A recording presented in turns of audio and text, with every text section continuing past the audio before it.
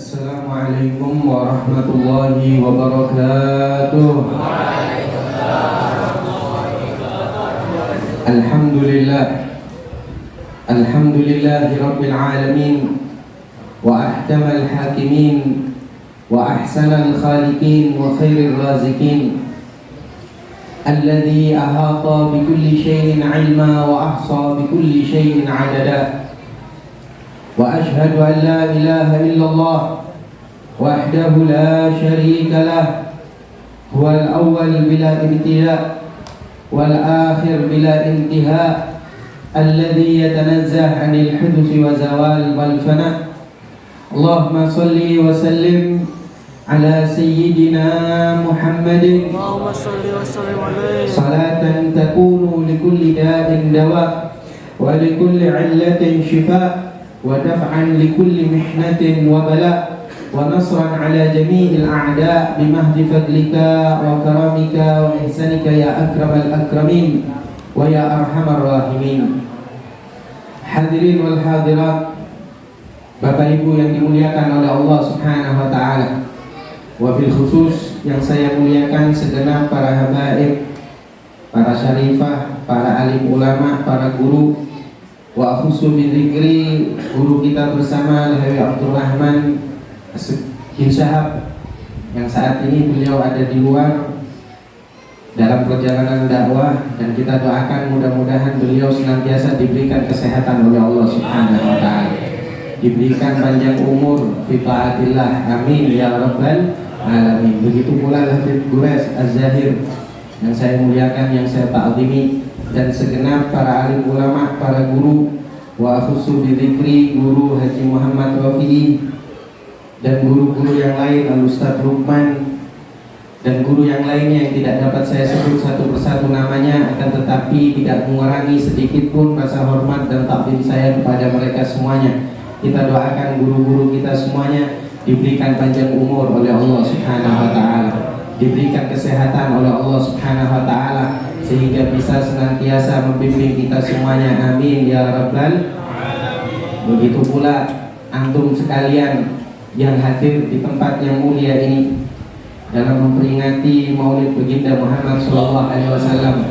Mudah-mudahan dengan langkah kaki antum dari rumah masing-masing, satu langkah yang antum langkahkan dari rumah antum, mudah-mudahan dibalas kebaikan oleh Allah Subhanahu wa taala, dan dengan satu langkah tersebut menghapus dosa-dosa kita semuanya, dan dengan satu langkah tersebut pula diangkat derajat kita oleh Allah Subhanahu wa taala, amin ya rabbal alamin.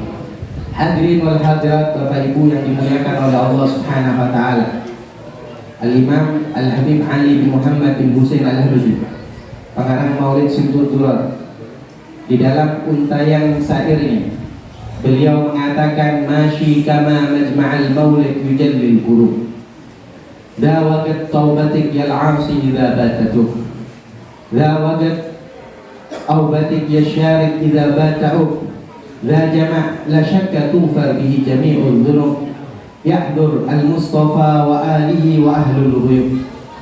Di dalam bait syair, untayan syair dari Al-Habib Ali bin Muhammad bin Husain Al-Habsyi, beliau mengatakan, masyi kama majma'al maulid yujallil qulub. Kata beliau, tidak ada suatu perkumpulan seperti perkumpulan di mana di situ membaca Maulid Baginda Muhammad SAW. Kenapa? Yujallil qulub, dengan membaca sirah Baginda Muhammad, membaca Maulid Rasul SAW, keluh kesah, sumpah dan lain sebagainya dihilangkan oleh Allah Subhanahu wa taala. Maka perkumpulan yang seperti ini adalah perkumpulan yang paling utama, yang paling afdol yang ada di seluruh penjuru dunia. Tidak ada satu perkumpulan yang lebih afdol dari perkumpulan di mana di situ disebut nama Nabi Muhammad SAW. Sekalipun mungkin yang hadir 10 orang mungkin atau 20 orang, tapi di situ dibacakan sirahnya Nabi Muhammad, maka perkumpulan yang seperti itu lebih afdol daripada perkumpulan yang lainnya. Yujallil qulub, segala keresahan, kesumpekan dan lain sebagainya dihilangkan oleh Allah Subhanahu wa taala. Berkat apa? Berkat menyebut nama Nabi Muhammad SAW. Buktinya, saya mau tanya sama pian, Pak. Tadi ketika mahallul qiyam, ketika ya Nabi salam alaika, semuanya khusyuk saya perhatikan. Bahkan mungkin ada yang meneteskan air mata. Dan saya yakin lupa sama hutangnya berada. Ada yang ingat tadi sama hutangnya? Lupa. Saking nikmatnya memuji Nabi Muhammad SAW. Sedangkan zaman sekarang cari khusyuk itu sulit. Mau diakui ataupun tidak, seseorang mau cari khusyuk itu sulit, Pak. Kenapa? Karena banyak hal-hal yang mengganggu seseorang, kekhusyukan seseorang. Bahkan ada sebagian orang kadang kalau ingin sholat khusyuk, itu takbiratul ihramnya diulang sampai 5 kali. Allahu Akbar, Allahu Akbar, sampai 5 kali kan. Allahu Akbar, lumayan khusyuk. Tapi yang tahu biasanya di masjid-masjid itu ada lampu, ada tulisannya, misal Masjid Baitur Rahman, biasanya ada jadwal waktu sholat isya, maghrib dan lain sebagainya. Kadang ditaruh ngadep sama orang yang mau sholat. Ketika Allahu Akbar lumayan khusyuk, itu tulisan yang berjalan, Pak, dibaca, Pak. Ini zaman seperti ini sekarang, banyak hal yang membuat seseorang itu jauh dari khusyukan. Kadang nggak ada lampu ditaruh di depan, nggak ada. Kadang ditaruh di samping, nggak ada kelihatan orang yang sholat itu. Tapi ada lagi yang membuat lalai. Yang tahu, biasanya kalau sholat berjamaah itu kadang ada orang sudah takbirnya sulit sampai khusyuk, dilihat itu catnya sarung di depan, dibaca wadimor, gajah duduk, sapir dan lain sebagainya. Ada yang begitu? Ada nggak? Mana orangnya? Karena memang sekarang ini sulit, mau mencari khusyuk itu sulit.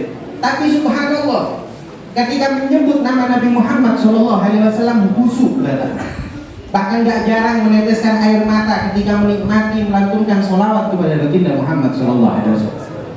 Gak sampai di situ. Ini kemuliaan majlis dikatakan oleh Al-Habib Ali bin Muhammad bin Husain Al-Habsyi, beliau mengatakan dawajat taubatik ya'asu idha batau.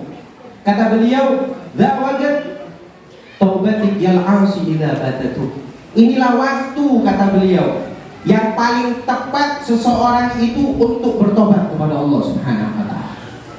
La wajad aubatik yasharid idza bata'u. Inilah waktu yang paling tepat, kata Habib Ali, seseorang untuk kembali di jalan Allah Subhanahu wa taala. Kenapa? Karena la jama' la syakka tughfar bihi jami'ud dzunub. Karena perkumpulan yang seperti ini tidak diragukan lagi dosa-dosa kita diampuni oleh Allah Subhanahu wa taala. Kita berharap mudah-mudahan tidak keluar dari tempat yang mulia ini melainkan semua dosanya diampuni oleh Allah Subhanahu wa taala. Amin ya rabbal. Dan keistimewaan majlis yang seperti ini dikatakan oleh beliau, ya betul, al-Mustafa wa alihi wa ahlul qulub. Ini majlis, kata beliau, dihadiri baginda Muhammad sallallahu alaihi wasallam. Cuma kadang mata kita terhijab. Mereka para sholihin, para aulia, ketika membaca maulid Nabi Muhammad melihat kehadirannya Rasulullah SAW. Cuma mata kita terhijab untuk memandang baginda Muhammad SAW. Akan banyaknya dosa yang kita lakukan, tapi kita berharap mudah-mudahan kita tetap mendapatkan keberkahannya baginda Muhammad SAW.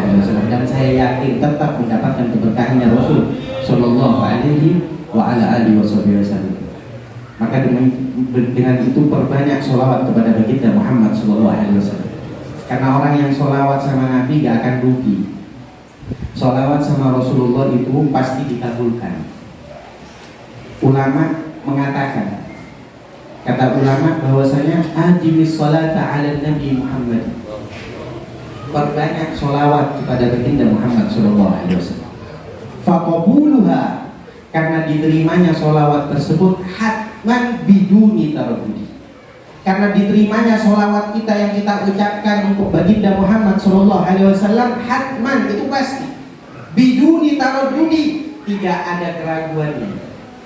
Sholawatnya kita itu pasti diterima oleh Allah Subhanahu wa taala, baik dalam keadaan berwudu ataupun tidak. Bahkan ulama mengatakan sekalipun riya diterima oleh Allah Subhanahu wa taala. Itu keistimewaan sholawat. Tapi kita masa sholawat sama Nabi Muhammad gak wudu, Tapi tetap jaga, kita berwudu, tetap kita jaga hati, jangan sampai riya membaca sholawat kepada Nabi Muhammad. Sekalipun dengan itu semua tetap diterima oleh Allah Subhanahu wa Ta'ala. Akmaluna, kata ulama, bainal qabul wa raddiha. Amalan kita ini bisa diterima oleh Allah, bisa ditolak oleh Allah. Apapun itu amalan. Illa sholata ala Nabi Muhammad, kecuali sholawat kepada baginda Muhammad sallallahu alaihi wasallam pasti diterima. Kita mau bicara apa? Kita mau bicara sholat. Sholat itu bisa diterima, bisa tidak. Sholatnya kalau nggak benar, banyak gerak dan lain sebagainya, ditolak oleh Allah Subhanahu wa Ta'ala. Kita mau bicara apa? Mau bicara berangkat haji. Berangkat haji, kalau hajinya diterima oleh Allah Subhanahu wa Ta'ala, balasannya sangat luar biasa, apalagi sampai mabrur. Nabi mengatakan dalam sebuah hadis, al-hajjul mabrur laisa lahu jaza' ilal jannah. Kata Nabi Muhammad, haji yang mabrur itu balasannya adalah surganya Allah Subhanahu wa Ta'ala. Tapi Pak, orang yang berangkat haji itu bukan orang Citra Gria saja, bukan orang Samarinda saja, bukan orang Indonesia saja, macam-macamnya orang. Orang Turki, orang yang macam-macam sudah, dari barat dan lain sebagainya. Wajahnya lain-lain, hidungnya mancung, ada yang matanya biru. Orang Samarinda kan matanya hitam semua rata-rata, ini biru dan lain sebagainya. Ketika melakukan ibadah haji, melihat melakukan perbuatan fasik, apa kata Nabi Muhammad kalau sudah melakukan perbuatan fasik? Tidak menutup kemungkinan kadang ada yang masih berbuat fasik ketika melakukan ibadah haji. Apa kata Nabi Muhammad? La labbaik wa la sa'daik wa hajjuka mardudun alaik. Apa kata Nabi Muhammad kalau sudah melakukan perbuatan fasik ketika melakukan ibadah umrah atau ibadah haji? Hajinya ditolak, kata Nabi Muhammad SAW. Haji bisa diterima, bisa ditolak. Bacaan Al-Quran bisa diterima oleh Allah, bisa ditolak. Bahkan Nabi mengatakan kalau diterima itu bacaan, la aqulu alif lam mim harf, walakin alifun harf, wa lamun harf, wa mimun harf. Kata Nabi Muhammad, aku tidak mengatakan bahwasanya alif lam mim itu satu huruf, tapi alifun harf, alif satu huruf, wa lamun harf, lam satu huruf, wa mimun harf, mim satu huruf. Dan setiap satu huruf dibalas 10 kebaikan oleh Allah Subhanahu wa Ta'ala. Tapi kalau baca Al-Qur'annya nggak benar, nggak pakai wudu, tak punya adab sama Al-Quran, apa kata Nabi Muhammad? Rubba qari'il Qur'an wal Qur'an yal'anuh. Kata Nabi Muhammad, gak sedikit orang yang membaca Al-Quran sedangkan Al-Quran melaknat dirinya. Kenapa? Karena tidak adab sama Al-Quran. Tapi sholawat sama Nabi Muhammad SAW tidak memiliki syarat. Kapanpun itu, dimanapun saja, itu diterima oleh Allah Subhanahu wa Ta'ala. Tapi saya pernah sampaikan seperti ini di Madura. Kemudian ada yang tanya, kalau begitu gak usah sholat, gak usah haji, gak usah baca Al-Quran. Saya bilang tadi biar gumul. Ini maksudnya ulama begini, bukan begitu. Tapi dijaga sholatnya, jangan sampai ditolak oleh Allah Subhanahu wa Ta'ala. Bacaan Al-Qurannya jaga dengan adab, karena itu kalamullah. Hajinya dijaga, sayang-sayang berangkat jauh-jauh kemudian melakukan kefasikan. Tapi kalau sholawat sama Nabi Muhammad kapanpun itu diterima oleh Allah Subhanahu. Dan dengan memperbanyak sholawat kepada Nabi Muhammad, niscaya hati ini hadirin semakin cinta kepada baginda Muhammad SAW. Sedangkan Nabi katakan, kalau seseorang itu tidak cinta sama Nabi Muhammad, maka imannya perlu diperiksa. Karena mahabbah kepada Rasulullah itu sebagai tolak ukur kecintaan seseorang, keimanan seseorang kepada Allah dan kepada Nabi Muhammad SAW. Dalam hadis yang sahih, Rasul SAW beliau mengatakan, la yu'minu ahadukum, kata Nabi Muhammad, tidak sempurna iman salah satu di antara kalian hatta akuna ahabba ilaih min walidihi wa waladihi wan nasi ajma'in. Nabi SAW beliau mengatakan tidak sempurna iman salah satu di antara kalian sampai menjadikan diriku lebih dicintainya melebihi kecintaan kepada orang tuanya, kepada anaknya, dan kepada seluruh manusia. Ini hadis Kalau kita mikir kadang begini, masa iya ada seseorang yang lebih cinta kepada orang lain? Jawabannya banyak hadirin. Di antaranya, kita gak usah jauh-jauh, orang tua kita ini lebih cinta kepada anaknya dibandingkan dirinya sendiri. Mau minta bukti? Semisal ketika ada orang tua dengan anaknya kecelakaan, ketika ada orang tua kecelakaan dengan anaknya, pingsan ini orang tua, ketika sadar, siapa yang ditanya pertama kali? Anaknya. Ini menunjukkan bahwasanya ada seseorang yang cinta kepada orang lain melebihi kecintaan kepada dirinya sendiri. Begitu pula para sahabat baginda Muhammad SAW. Para sahabat baginda Rasul memiliki kecintaan yang begitu luar biasa kepada Nabi Muhammad SAW.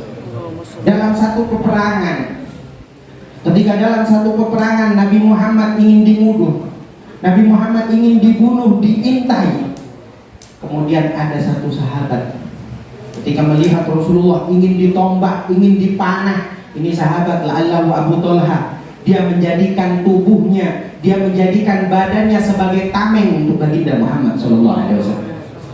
Ketika tombak dilempar, panah dilempar, tombak tersebut tidak menyentuh tubuh baginda Muhammad SAW, tapi masuk ke tubuh Abu Talha. Panah dilempar, panah tersebut masuk ke tubuh Abu Talha, sehingga beliau mati syahid. Setelah meninggal, dilihat di tubuhnya ada 80 tusukan. Lihat bagaimana para sahabat, dia mempertaruhkan nyawanya demi keselamatan baginda Muhammad SAW. Bukan cuma sahabat laki-laki, Pak. Sahabat perempuan juga ada yang sangat cinta kepada Nabi Muhammad SAW. Namanya Nasibah al-Ansariyah. Nasibah al-Ansariyah ketika peperangan Uhud di tahun 3 Hijriah. Di tahun 3 Hijriah ketika peperangan Uhud itu Nabi Muhammad dikabarkan meninggal dunia. Padahal Rasulullah tidak meninggal dunia. Namun kabar sudah sampai ke kota Madinah bahwasanya Rasulullah meninggal dunia. Para sahabat bingung, banyak yang menangis. Kenapa? Karena mendengar Rasulullah telah wafat. Tapi kabar tersebut kabar bohong yang sampai. Beda zaman sekarang. Kalau zaman sekarang kabar bohong mungkin kita bisa cross check, bisa kita lihat dengan handphone dan lain sebagainya. Zaman dulu gak ada HP, gak ada apa. Ketika sudah kabar sampai, mereka kebingungan apakah benar Rasulullah telah wafat dan lain sebagainya. Kemudian ada seorang wanita yang sangat cinta kepada baginda Muhammad SAW yang bernama Nasibah al-Ansariyah. Ini perempuan langsung berangkat. Dia menanti di depan pintu kota Madinah, menanti para pejuang Uhud yang datang. Satu persatu pejuang Uhud datang. Ditanya oleh Nasibah, "Aina habibi Rasulullah?" Mana kekasihku baginda Muhammad? Pejuang tersebut mengatakan, "Wahai Nasibah, wahai Nasibah, jangan tanya dulu Nabi Muhammad. Ketahuilah bahwasanya ayahmu yang ikut perang Uhud mati syahid di medan Uhud." Apa kata Nasibah? Ketika mendengar ayahnya meninggal dunia, dia menjawab, "Wahai pejuang, laisa dzalik as'aluk, bukan itu yang aku tanyakan. Yang aku tanyakan, aina habibi Rasulullah? Mana kekasihku baginda Muhammad SAW?" Gak lama pejuang satu lagi datang, ditanya oleh Nasibah lagi, "Aina habibi Rasulullah? Mana kekasihku baginda Muhammad?" Kemudian pejuang tersebut mengatakan, "Wahai Nasibah, jangan tanya dulu Nabi Muhammad. Ketahuilah bahwasanya anakmu yang ikut perang di medan Uhud meninggal di medan Uhud." Apa jawaban Nasibah? "Laisa dzalika as'aluka." Bukan itu yang aku tanya. Mana Nabi Muhammad? Karena aku mendengar kabar Rasulullah meninggal dunia di medan Uhud. Aku khawatir dengan keadaannya Nabi Muhammad SAW. Sampai akhirnya datang lagi hadirin. Satu pejuang ditanya lagi, mana Rasulullah? Aina Rasulullah? Aina habibi Rasulullah? Mana kekasihku baginda Muhammad? Kemudian pejuang ini mengatakan, "Wahai Nasibah, aku akan memberikan kabar bahwasanya suamimu mati syahid di medan Uhud. Anaknya mati syahid, bapaknya mati syahid, suaminya mati syahid. Tapi jawaban nasibah apa? Laisa dzalika as'alu. Bukan itu yang aku tanya. Aku khawatir dengan keadaan Nabi Muhammad SAW. Hari ini tol anda wajib tunjukkan kepadaku mana baginda Rasul SAW. Aku ingin melihat wajahnya Rasulullah. Gak lama ada satu pejuang yang membawa Nabi Muhammad SAW. Rasulullah ketika itu dalam keadaan berdarah, hadirin, terluka Rasulullah. Ini nasibah melihat Nabi Muhammad dalam keadaan selamat, dalam keadaan hidup, riang gembira, lari mendekat kepada Nabi Muhammad SAW. Kemudian nasibah mengatakan apa? Ya Rasulullah, kullu musibatin ba'daka jalal ya Rasulullah. Nasibah mengatakan, ya Rasulullah, aku banyak tertimpa musibah. Ayahku mati di medan Uhud, suamiku mati di medan Uhud, anakku mati di medan Uhud. Tapi ketika aku melihat engkau dalam keadaan selamat ya Rasulullah, ini musibah seakan-akan semuanya ringan wahai Nabi Muhammad SAW. Dibuktikan oleh seorang wanita pecinta Nabi Muhammad SAW. Hadis yang mengatakan la yu'minu ahadukum hatta akuna ahabba ilaih min walidihi wa waladihi wan nasi ajmain. Gak sempurna iman salah satu di antara kalian sampai menjadikan baginda Muhammad SAW lebih dicintainya, melebihi kecintaan kepada orang tuanya, melebihi kecintaan kepada anaknya, dan melebihi kecintaan kepada seluruh manusia. Dibuktikan oleh seorang wanita yang bernama Nasibah Ansariyah. Anaknya mati, bapaknya mati, suaminya mati, tapi lebih khawatir dengan keadaan baginda Muhammad SAW. Mudah-mudahan kita dengan perkumpulan yang seperti ini, kita juga punya cinta yang begitu luar biasa kepada Nabi Muhammad SAW. Karena dengan kadar kecintaan kepada Rasulullah, kadar itu juga menunjukkan akan keimanan kita. Sebagaimana Al-Imam Yusuf An-Nabhani, beliau mengatakan, biqadri mahabbatika li Rasulillah famithlu dzalik iman. Biqadri mahabbatika li Rasulillah, dengan kadar mahabbahmu, kecintaanmu kepada Rasulullah, famithlu dzalik qadru imanika, maka dengan itu pula kadar keimananmu. Jadi kalau kita mau tahu iman kita seperti apa, dilihat bagaimana mahabbah kita kepada baginda Muhammad SAW. Karena mahabbah kepada Rasulullah menjadi tolak ukur keimanan seseorang. Maka dengan momentum maulid seperti ini hadirin, apalagi 40 hari luar biasa, kita banyak mendengar kisah Nabi Muhammad SAW yang mudah-mudahan hati kita ini semakin cinta kepada Nabi Muhammad SAW. Bahkan kita berharap tidak keluar dari bulan maulid, melainkan semua di antara kita bermimpi baginda Muhammad SAW. Maka itu penting kisahnya Rasulullah ini. Kadang maaf Pak, saya kadang hadir acara maulid, kadang yang ceramah meleset pembahasannya. Yang dibahas bukan bahas tentang baginda Muhammad SAW. Sayang, ini banyak yang kumpul anak-anak kecil, kumpul juga. Ini kapan lagi kalau bukan di bulan maulid? Maka itu penting dipisahkan tentang kisahnya baginda Muhammad SAW. Karena nanti akan menjadi fondasi untuk anak-anak kita ini. Kisahnya Rasulullah ini akan menjadi fondasi, akan memperkuat iman-iman. Yang saya herankan juga kadang orang tuanya, ketika mau tidur anaknya bukan diceritakan Nabi Muhammad, anaknya diceritakan Doraemon, anaknya diceritakan Upin Ipin, anaknya diceritakan si kancil anak nakal. Akhirnya apa yang dia mimpikan? Dia mimpi baling-baling bambu terbang kemana-mana. Kenapa? Karena yang diceritakan bukan Rasulullah. Antum tahu orang-orang dulu itu, kalau dia bacakan cerita kepada anaknya, yang dibacakan ceritanya adalah ceritanya Nabi Muhammad SAW.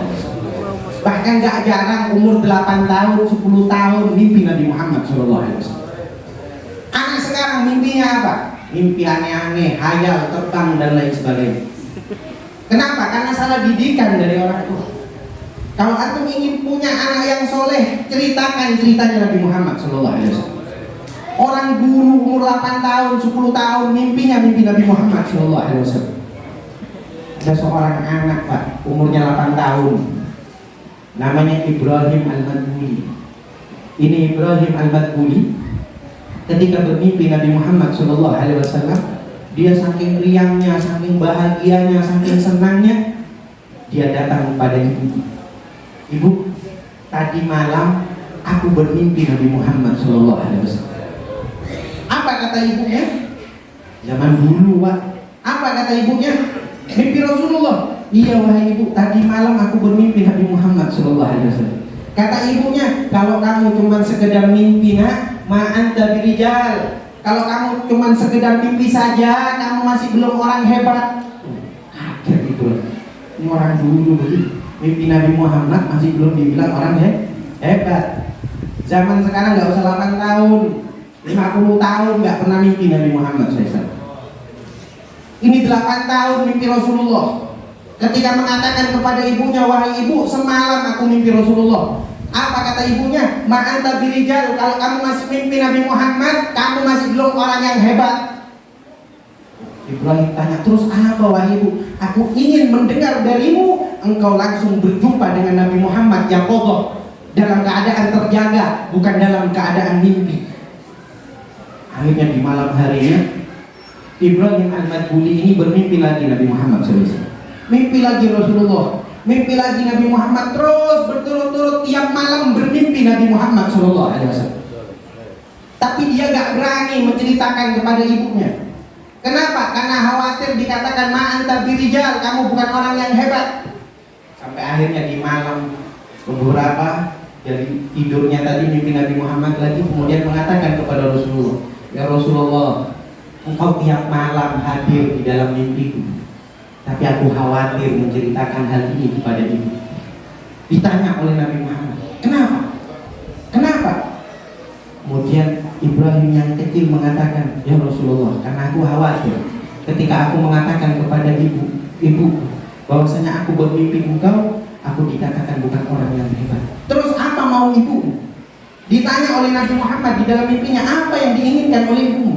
Ibuku ingin aku ini bisa melihat engkau dalam keadaan terjaga, bukan dalam keadaan mimpi. Apa kata Nabi Muhammad di dalam mimpinya? Wahai Ibrahim, iftah ainaik. Wahai Ibrahim, buka matamu, buka kedua matamu. Dibuka kedua matanya Ibrahim Al-Madbuli, dan di hadapannya ada baginda Muhammad SAW. Melihat Rasulullah dalam keadaan terjaga. Keesokan harinya dengan riang gembira datang kepada ibunya, wahai ibu, semalam aku bisa berjumpa langsung dengan Nabi Muhammad SAW. Kemudian ibunya mengatakan apa? Wahai anakku, adakah tandanya, adakah alamatnya kalau engkau langsung berjumpa dengan Nabi Muhammad? Ada ibu. Apa? Semalam Rasulullah mengecup keningku, dicium oleh ibunya. Betul wahai anakku, ini aromanya baginda Muhammad SAW. Ibunya juga sering berjumpa dengan Nabi Muhammad SAW. Tahu aromanya Nabi Muhammad SAW. Itu anak-anak kecil dulu, Pak. Karena didikan dari orang tuanya, dididik untuk mahabbah kepada baginda Muhammad SAW. Karena mahabbah sama Rasulullah ini penting. Ini menunjukkan akan kadar keimanan kita. Kalau iman kuat, dia gak mau maksiat kepada Allah, gak mau melakukan hal-hal yang tidak diridhoi oleh Allah, gak mau melakukan hal-hal yang berpaling dari Nabi Muhammad SAW. Kadang kan ada ucapan begini di Madura sih biasanya. Kalau saya kalau bersama Liga orang tahu. Di Madura biasanya ada orang bilang begini, Beb, kalau iman kuat, Beb, kalau bahasa Madura, mohon iman aku kuat, Beb. Saking imron saya tak kuat. Iman kuat, Beb, imronnya yang nggak kuat. Tahu imron ya? Imron ini istilah sesuatu lah, perlu dijelaskan di sini. Kalau imannya kuat, Beb, imronnya yang nggak kuat. Padahal kalau orang punya iman kuat, gak mau dia bermaksiat kepada Allah Subhanahu wa Ta'ala. Di Mesir, Pak, di Mesir, tahu Mesir ya? Jembatan Mahakam Jawab Gini. Mesir ada seorang pemuda yang tampan, tinggi, mancung, ganteng, putih, kurang lebih seperti saya. Ini pemuda terkenal punya ta'alluq yang begitu luar biasa kepada Nabi Muhammad SAW. Kerjaannya, hobinya sholawat, terus, senangannya sholawat, tapi masih belum nikah. Bahkan pemuda ini kalau lewat di satu kampung, kalau sudah ada perempuan melihat, banyak yang tertarik dengan pemuda ini. Sampai suatu saat, pemuda ini kan punya pekerjaan muhandis itu kan servis, listrik, begini dan lain sebagainya. Ini pemuda dipanggil oleh seorang wanita. Seorang wanita dipanggil ke rumahnya untuk apa? Untuk benerin listrik. Untuk benerin listrik, akhirnya dia berangkat. Dia berangkat benerin itu listrik. Ketika dibenerin itu listrik semua di atas, dia turun terkejut. Dia terkejut. Kenapa? Karena melihat pintu rumah semuanya tertutup rapat. Gak ada orang lain kecuali pemuda tersebut sama wanita ini. Kemudian wanita ini mengatakan apa? Wahai pemuda, karena sudah gejolaknya luar biasa dan pemuda tampak. Wahai pemuda, layani aku, kalau tidak aku akan menjerit bahwasanya engkau memperkosa diri. Kalau seandainya pian Pak, kira-kira bingung atau tidak? Bingung apa tidak? Apa yang dilakukan kira-kira? Gak ada orang lain, pemuda sama perempuan ini. Tapi lihat, seorang pemuda yang punya ta'alluq kepada Nabi Muhammad SAW. Orang-orang zaman sekarang begitu kan punya alasan lain. Oh iya Beb, saya mikir juga Beb. Dilakukan haram, nggak dilakukan mubadzir. Ini lain, ini pemuda punya ta'alluq luar biasa kepada Nabi Muhammad. Imannya kuat. Apa yang dia lakukan? Yang dia lakukan, dia masuk ke kamar mandi. Dia mengatakan kepada wanita tersebut, siap, ntar lagi. Tapi saya ini sudah kotor, saya banyak keringat dan lain sebagainya, izinkan saya ke kamar mandi, saya mau mandi, mau bersih-bersih dulu. Kata si wanita tersebut, silahkan. Masuk ke kamar mandi, bukan mandi, tapi maaf, nunggu bagaimana caranya sakit perut. Dia usaha, dipukul itu perutnya dan lain sebagainya, sampai maaf keluar kotoran. Keluar kotoran, buang kotoran, tahu kotoran itu diambil. Demi tidak melakukan perzinahan, dia mengambil itu kotoran, dia lulurkan ke badannya. Ini lulur herbal tanpa pengawet. Dilulurkan.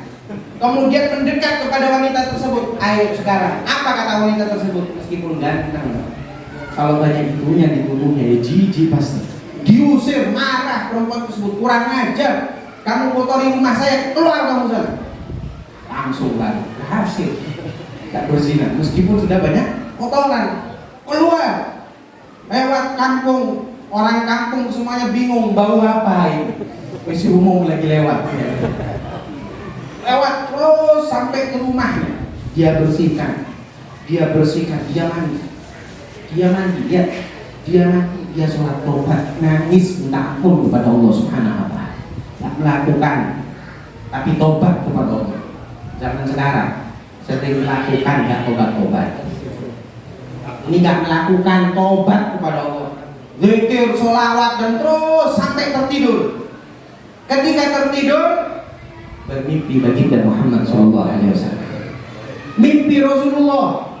Kemudian pemuda ini nangis di dalam mimpinya, ya Rasulullah, aku malu dengan tetangga-tetanggaku karena tetanggaku semuanya dia terganggu dengan aroma tubuhku. Apa kata Nabi Muhammad? Wahai pemuda, kalau tetanggamu semuanya merasa gak enak denganmu, ketahuilah aku Muhammad bangga dengan apa yang kau lakukan. Aku bangga dengan apa yang kau lakukan. Nangis, kemudian dipanggil oleh Rasulullah. Ta'al, udnu minni, sini mendekat. Kata Nabi Muhammad.